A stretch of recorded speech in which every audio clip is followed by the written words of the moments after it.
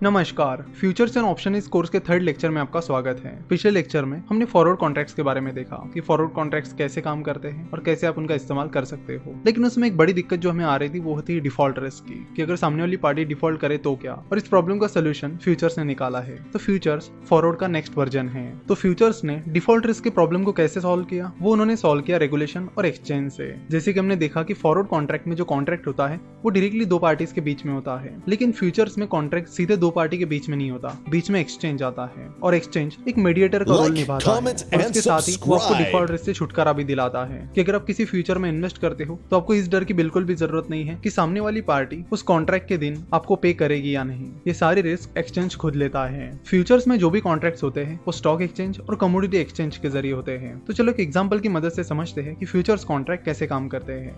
Gold की price फिलहाल 40,000 रुपए के करीब चल रही है और आपको लग रहा है कि आने वाले 2 महीनों में गोल्ड की प्राइस बढ़ने वाली है।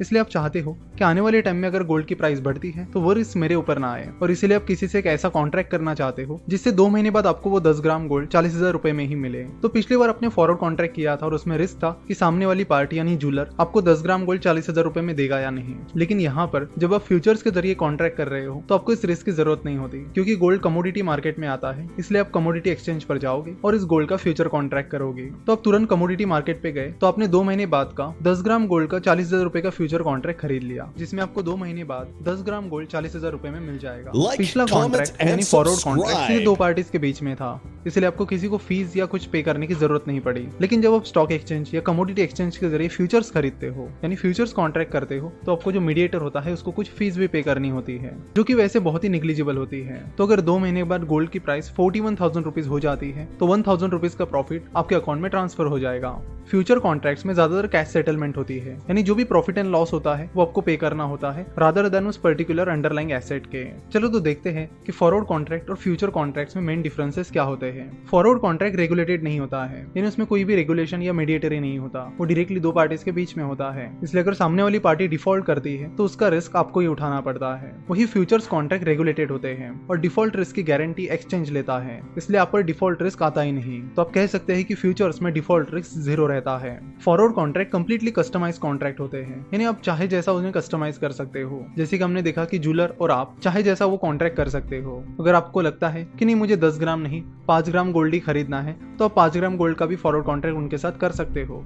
लेकिन फ्यूचर्स में ऐसा नहीं होता। इसमें नंबर ऑफ लॉट्स और बाकी चीजें फिक्स होती है, एक्सपायरी डेट भी फिक्स होती है। जैसे कि किसी शेयर्स के फ्यूचर्स में 100 शेयर्स का लॉट है तो आपको 100 शेयर्स ही खरीदने होंगे। आप ऐसे नहीं कह सकते कि मैं 50 शेयर खरीदूंगा, वो कस्टमाइजेशन आपको फ्यूचर्स में नहीं मिलता है। तो आप कह सकते हो कि क्वांटिटी और बाकी चीजें फ्यूचर्स में फिक्स्ड होती है। उसके बाद फॉरवर्ड और फ्यूचर्स में मेन डिफरेंस ये है कि फॉरवर्ड मार्केट में आपको पता होता है कि सामने वाली पार्टी कौन है, तो जिनसे आप फॉरवर्ड कॉन्ट्रैक्ट कर रहे हो आपको पता होता है कि वो पार्टी कौन है। लेकिन फ्यूचर्स में ऐसा नहीं होता है। फ्यूचर्स में बीच में स्टॉक एक्सचेंज या कमोडिटी एक्सचेंज आता है, तो सामने वाली पार्टी कौन है ये आपको पता नहीं होता। तो अगर आप कोई फ्यूचर कॉन्ट्रैक्ट कर रहे हो तो स्टॉक एक्सचेंज या कमोडिटी एक्सचेंज पर आपको ये नहीं पता होता कि सामने वाली पार्टी कौन है। ये चीज नॉर्मली स्टॉक एक्सचेंज पर भी होती है। आप जनरली कोई शेयर भी खरीदते हो तो उसमें भी आपको ये नहीं पता होता कि सामने कौन है। और जब हम नॉर्मली स्टॉक एक्सचेंज से शेयर खरीदते हैं तो उसमें भी डिफॉल्ट रिस्क 0 होती है, क्योंकि जब आप शेयर खरीदते हो और पैसे पे करते हो तो उतने शेयर आपके अकाउंट में आ ही जाते हैं। और वो इसलिए आ जाते हैं क्योंकि एक्सचेंज उस डिफॉल्ट रिस्क की गारंटी ले रही है। वो सामने वाली पार्टी से शेयर लेगी और आपके अकाउंट में डाल देगी। तो फ्यूचर्स कॉन्ट्रैक्ट खरीदने के लिए आपको स्टॉक एक्सचेंज या कमोडिटी एक्सचेंज जाना पड़ेगा,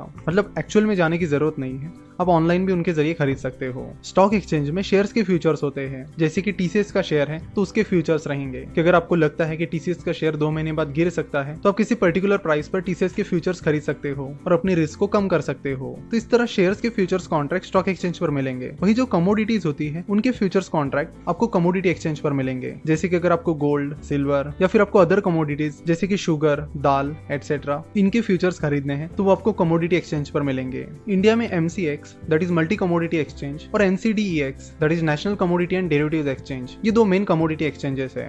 और आपको शेयर्स में फ्यूचर्स बाय करने हैं तो उसके लिए आपको स्टॉक एक्सचेंज पर जाना पड़ेगा। और जैसे कि हमें पता है इंडिया में 2 मेन स्टॉक एक्सचेंजेस हैं, NSE that is national stock exchange और BSE that is Bombay stock exchange. Futures and options की बात की जाए तो futures and options mainly national stock exchange पर ट्रेड होते हैं, ज्यादा वॉल्यूम नेशनल स्टॉक एक्सचेंज पर होता है। तो आज हमने बात की कि फ्यूचर्स कॉन्ट्रैक्ट कैसे काम करते हैं। नेक्स्ट लेक्चर में हम बात करेंगे कि शेयर्स के जो फ्यूचर्स कॉन्ट्रैक्ट होते हैं वो एक्चुअली वैल्यू स्टॉक एक्सचेंज पर कैसे काम करते हैं, लॉट साइज क्या होती है, मार्जिन मनी क्या होती है, मार्क टू मार्केट क्या होता है, साथ ही कौन कौन से मंथ की एक्सपायरी होती है, ऐसी अलग अलग चीजों को हम नेक्स्ट लेक्चर में समझने वाले हैं। So see you in the next lecture. Video देखने के लिए और हमसे जुड़े रहने के लिए आपका बहुत बहुत धन्यवाद।